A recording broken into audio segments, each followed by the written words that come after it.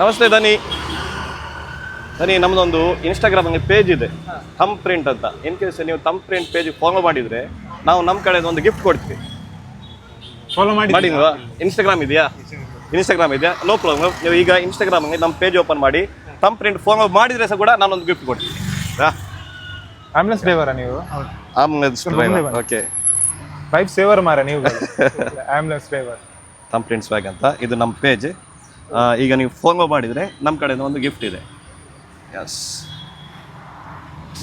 Guys, ಅವರೀಗ ನಮ್ಮ page follow ಮಾಡಿದ್ದಾರೆ.